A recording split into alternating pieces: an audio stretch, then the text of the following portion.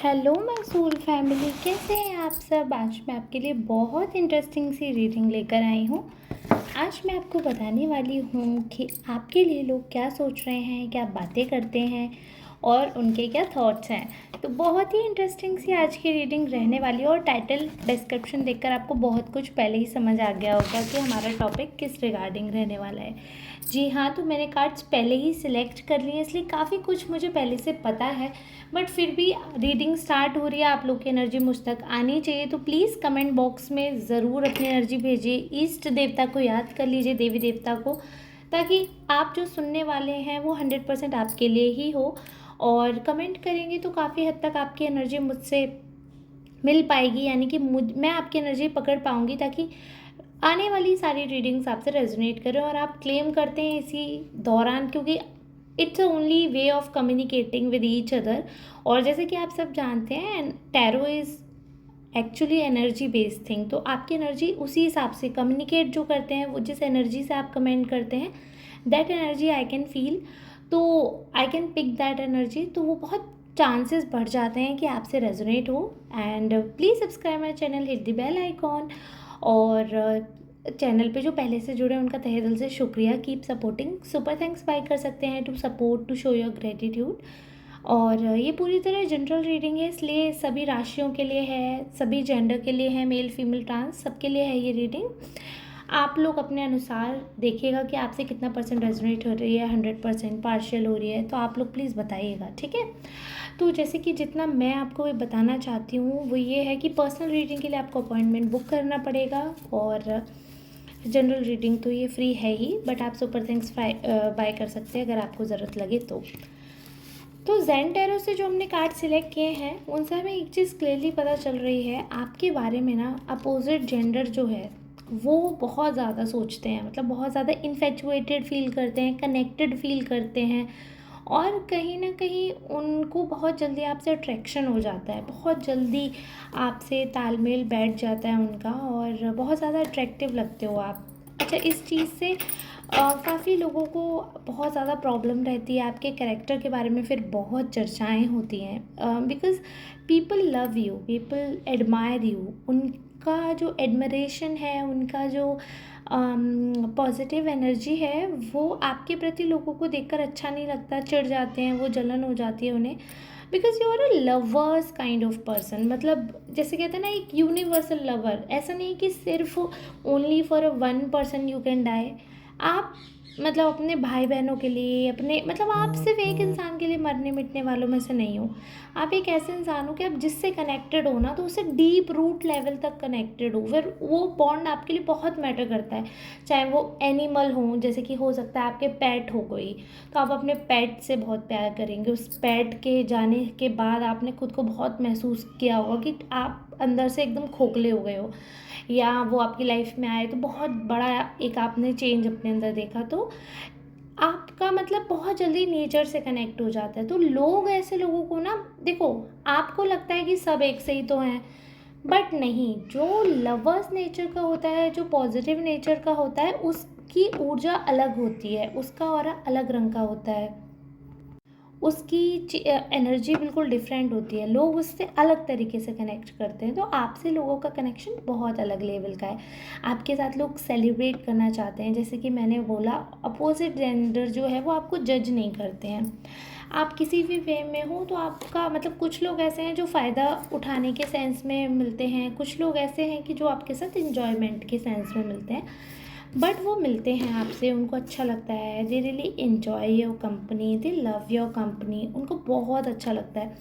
और एक चीज़ हो सकता है, देखो, आपके पास्ट से जुड़े कुछ ऐसे लोग हैं जिनकी ऐसी एनर्जी आ रही है, क्योंकि ये टाइम बेस्ड रीडिंग नहीं कर रही हूँ आज की मैं, तो पास्ट से भी कुछ कार्ड्स आए हैं, तो मुझे क्लियरली एक चीज़ दिख रही है कि आपके कुछ पास्ट में ऐसे लोग रहे हैं जिनको एक चीज़ आपकी बहुत अच्छी लगती है कि आप ना हर चीज़ को लेट गो कर देते हो।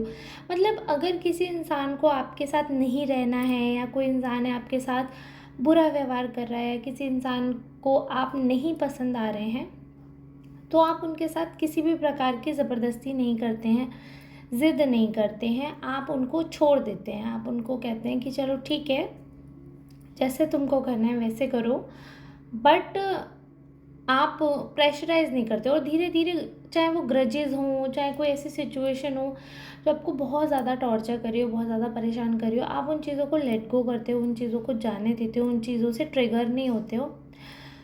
ऐसा है। बाकी ये है कि मेंटली बहुत एक डिफरेंट लेवल पे हो आप, बहुत ज़्यादा मेंटली पीसफुल हो आप, बहुत बहुत स्ट्रांगली बिलीव करते हो कि हाँ, यूनिवर्सल लव जो है वो वर्क करता है, या अ, जो कहते हैं ना कि there is a supreme power, तो वो या इसको आप ऐसे समझ लीजिए that you believe in God. आप अपने धर्म के गुरुओं का, अपने धर्म का पालन करना चाहते हैं। और इसका मतलब ये नहीं है कि आप डिफरेंशिएट करते हैं, आपको कास्ट से और उस चीज़ से कोई फ़र्क नहीं पड़ता। इंसानियत, जैसे कि मैंने बताया ना, यूनिवर्सल लवर हैं आप। ऐसा नहीं है कि किसी आप पर्टिकुलर धर्म के अनुयायी हैं तो आप दूसरे को डिसरिगार्ड करेंगे या डिसरिस्पेक्ट करेंगे, ऐसा कुछ भी नहीं है। आपके अंदर वो स्मार्टनेस है, वो अक्लमंदी है कि आप ये बहुत अच्छे से समझ पाते हैं कि कब कहाँ किसको रेस्पेक्ट देनी है, कब कहाँ किसको प्रायोरिटाइज़ करना है।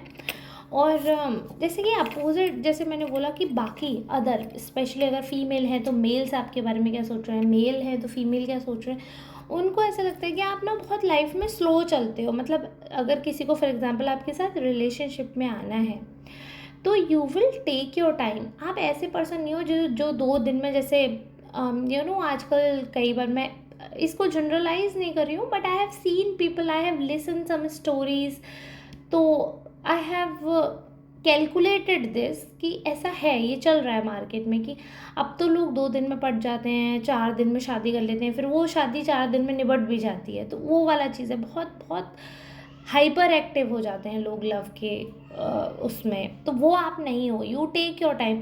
हो सकता है कि आपने किसी रिलेशन को इस्टेब्लिश होने के लिए बहुत टाइम दिया, बट आप ये भी समझिए कि जिस पौधे की नींव मजबूत है ना, वो चलेगा, वो कोई भी तूफान पास करेगा। बट जिसकी नींव ही कमज़ोर है तो वो तो एक बार की लड़ाई में, एक बार के तूफान में ख़त्म। तो वो चीज़ है, वो वापस रीग्रोथ वाला ऑप्शन नहीं रहता ना, क्योंकि जड़ से ख़त्म हो गए, जड़ तो मजबूत थी ही नहीं। तो आप एक ऐसे पर्सन हो जो डीप रूट तक जाते हो, और अगर लड़ाई होती है तो उसका रूट कॉज ढूंढते हो, किसी इल्यूज़न में नहीं रहते हो, किसी धोखे में नहीं रहते हो। और दूसरी बात पता है, सबसे अच्छी चीज़ जो मुझे लग रही है कि आप ना बहुत बहुत ज़्यादा माइंडेड इंसान है। और जैसे मैंने कहा, इल्यूज़न में नहीं रहते। जैसे आपका ना एक चीज़ क्लैरिटी है आपको कि ये जो शरीर है आपको ये मिला हुआ है ना, इस शरीर से, इस शरीर के मन से गलतियाँ हो सकती हैं, है ना। बट जो हमारी अंतरात्मा एक टाइम पे वो रियलाइज़ भी करती है कि हम गलत कर रहे हैं, बट स्टिल हमारा मन जो है वो हमको वो कर देता है, बंधित कर देता है। आपने उस पर विजय प्राप्त कर ली है। मतलब आप, अब देखो, ऐसे मान लो, आप महाभारत क्यों हुई थी? महाभारत धृतराष्ट्र की वजह से मुझे लगता है हुई थी। वो जो आगे सर्कमस्टेंसेस बने द्रौपदी के या दुर्योधन के बदतमीज़ी के, कि उन्होंने वो 5 गांव भी नहीं दिए और द्रौपदी के साथ जो बदतमीज़ी की थी, वो सारे सर्कमस्टेंसेस हुए थे, वो तो बाद में हुए थे। तो वो तो और एविडेंट हो गया था कि हाँ, अब तो युद्ध होना ही है।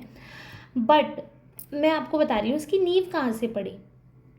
जब धृतराष्ट्र को राजा नहीं बनाया गया था, पांडु को बनाया गया था, तो उन्होंने इस चीज़ में प्रॉब्लम, वो कहीं ना कहीं वो हो गया था, ईगो क्लैश हो गया था। फिर जब पांडु चले गए थे वन में, तो उन्हें मौका मिल गया, फिर उन्हें उस चीज़ का मोह हो गया था, और वो उस मोह से निकल नहीं पाए, उस चीज़ से वो बाहर नहीं आ पाए, और उन्होंने फेवरिज्म किया। अगर वो फेवरिज्म नहीं करते, अगर वो बाइज्ड नहीं होते कि राजा का पुत्र राजा बनना चाहिए और मेरा पुत्र बनना चाहिए, अगर वो एथिकली जाते, मोरली जाते, तो शायद उनसे ये गलती नहीं होती।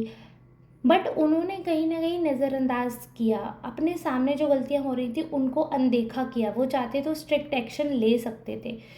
ये मैंने इतना बड़ा एग्जाम्पल इसलिए दिया कि आपके पास भी ऐसे कुछ लोग हैं जो कि पावरफुल हैं, उनको पता है कि उनके अंडर या उनके आसपास लोग गलत कर रहे हैं, वो सिचुएशन में है कि सच बोलकर चीज़ों को कंट्रोल कर सकते हैं, बट सिर्फ इसलिए क्योंकि उनका खुद का भी कुछ लालच सिद्ध हो रहा है, उनके खुद के भी कुछ मंसूबे हैं, उनकी खुद की भी कुछ लाइफ है, तो वो चीज़ वो क्लियर नहीं करना चाह रहे हैं, तो बस वो वैसे बिहेव कर रहे हैं, वो वाली चीज़ है।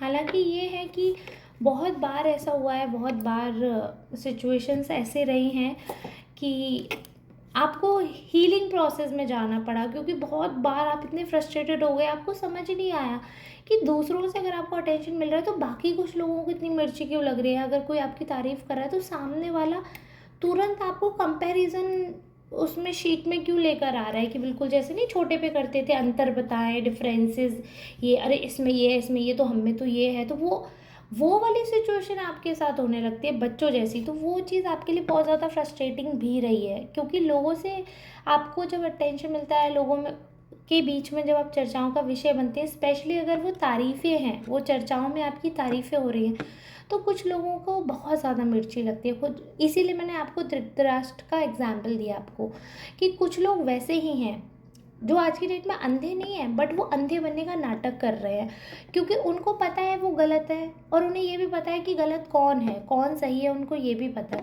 बट सिर्फ इसलिए क्योंकि उनको अपना राज्य चलाना है, अपने गैंग चलाना है, अपना पॉपुलर रहना है, अपना झूठा खुशियाँ झूठी साम्राज्य चलाना है, तो वो किसी भी अच्छे सच्चे इंसान को बर्दाश्त नहीं कर सकते हैं, किसी भी मजबूत इंसान को, या फिर किसी भी बलशाली बुद्धिमान, स्पेशली बुद्धिमान इंसान को तो वो हजम ही नहीं कर सकते हैं। तो वो चीज़ है, मतलब अगर कोई इंसान, यानी कि जैसे आप हो, उनसे किसी चीज़ में आगे हो, तो वो नहीं देखेंगे कि आप आगे हो इसलिए लोग आपकी तारीफ़ कर रहे हैं। वो हमेशा इसको गलत वे में लेते हैं कि आपको सिर्फ अदर ऐसे लोग ही क्यों सपोर्ट करते हैं, ऐसे लोग ही आपके बारे में क्यों बात करते हैं, ज़रूर आपका कुछ गलत रिश्ता है, ज़रूर आपके कुछ इंटेंशंस गलत हैं, ज़रूर यहाँ पे कुछ ना कुछ आपने बेनिफिट दिया है।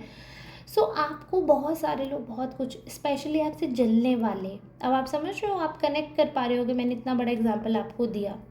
तो ऐसे ही लोग गृह युद्ध करवाते हैं। तो आपके घर में भी अगर कोई कलेश का माहौल बनता है, आपके आसपास सामाजिक रूप से आपके लिए अगर कोई कलेश का माहौल बनता है, ऐसी सिचुएशन आती है, तो उसका रीज़न ऐसे ही लोग हैं जो बैठकर पूरा युद्ध करवा देते हैं और फिर रात बाद में खुद ही रोते हैं कि ये क्या हो गया, हमें तो कुछ पता ही नहीं था, हमें तो आइडिया, अरे यार आप सब कुछ कर रहे थे, सब कुछ जानते थे सही गलत, उसके बाद भी आप एक्शंस कर रहे हो, फिर आप रो रहे हो, क्या मतलब है? यानी कि आपके आंसू भी झूठे हैं, क्योंकि आपको अंत तो पहले ही पता था।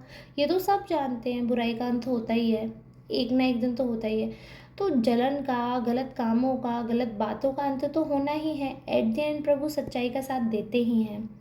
तो वो वाली चीज़ है। बट मैं यही बोलूँगी कि अभी तो ईश्वर ने आपकी बुद्धि बहुत अच्छी करके रखी है, बट आगे के लिए मैं यही बोलूँगी कि आप जब भी पूजा करते हैं ना, तो आप यही मनोकामना किया करें कि प्रभु मुझे सद्बुद्धि दीजिए, मुझे सद्बुद्धि, क्योंकि पता है क्या, आपके पास बुद्धि है, आपके पास विवेक है, इसलिए आपके पास लक्ष्मी माँ भी आ रही हैं।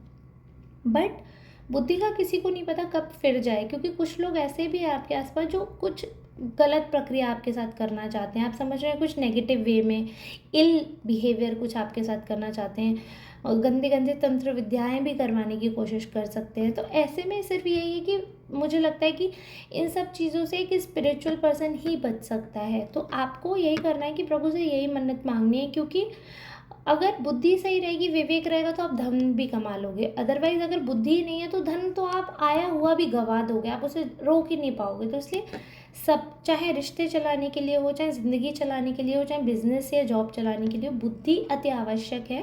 तो इसलिए आप वही मांगना। सुंदर तो आप अंदर से है ही हैं, और बाहर से भी लोग आपको ऑब्वियस सी बात है अट्रैक्ट हो रहे हैं, आपको पसंद कर रहे हैं, आपकी बात कर रहे हो, तो आप है ही। लेकिन बुद्धि अगर आपकी सुंदर है, अच्छी है, तो आपका जीवन सफल है, क्योंकि आज तक आप इन सब अस्त्रों से, इन सब शस्त्रों से बचे हुए हैं। तो उसका सिर्फ यही है कि आप छत्र छाया में हैं, और वो छत्र छाया आपके ऊपर तभी तक है जब तक आपका मन अच्छा है, सच्चा है। तो प्लीज़ आप इसी रास्ते पे चलते रहिएगा। अगर आपको ऐसा लगता है, ये मैं आपके लिए डिवाइन गाइडेंस भी कर रही हूँ, अगर आपको कभी ऐसा लगता है कि बहुत हैवीनेस और अचानक से आपके बिहेवियर में एक शिफ्ट आया है कि आप तो बहुत अच्छे थे, देखो अपना नीचे सबको पता होता है, अचानक से बहुत जलन या बुद्धि अचानक से भ्रष्ट होती हुई नज़र आ रही है, गलत कामों में फंस रहे हैं, गलत दिनचर्या कर रहे हैं, तो आपको तुरंत अपना जो भी है, अपने ईष्ट गुरुओं से दुआ मांगनी है, अपनी पूजा का जो भी रिचुअल आप करते हो वो करना है। ठीक है, तो ऐसे में अगर कभी आपको हेल्प की ज़रूरत है तो आप टैरो रीडिंग भी बुक कर सकते हैं, जो भी आपको सही लगते हैं। मैं भी टैरो रीडिंग करती हूँ, मैं वैदिक भी करती हूँ, तो अगर आपको मैं ठीक लगती हूँ तो आप मुझसे भी करवा सकते हैं। तो आप हीलिंग भी करवा सकते हैं। तो ऐसे जो भी प्रोसीजर आपको दिखते हैं कहीं, अगर आपको लगता है रीज़नेबल रेट में, तो आप वो करवाइए और अपने आप को हल्का रखिए। स्पेशली नज़र का बहुत चक्कर रहता है, तो आप नज़र भी अपने तरीके से उतारते रहिए वो सारी चीज़ें, क्योंकि बहुत ज़्यादा अभी आज की एनर्जी में हैवीनेस दिख रही है मुझे, यानी कि बहुत लोग आपके बारे में बात कर रहे हैं, बहुत लोग आप पे निगाह गिद्ध की तरह बनाए हुए हैं। तो उस चीज़ को कवर अप करने के लिए, उस चीज़ को ठीक तरीके से चलाने के लिए आपको थोड़ा सा एक्टिव होना पड़ेगा, और आप ऐसे ही ईश्वर के रास्ते पे चलते रहिए। रीडिंग को करूँगी यहीं तक, और यहीं करूँगी रैप। मिलेंगे कल नई रीडिंग के साथ, नई एनर्जी के साथ। तब तक के लिए आपसे लेती हूँ विदा। राधे राधे, टेक केयर, धन्यवाद। Keep watching, keep supporting, thank you so much.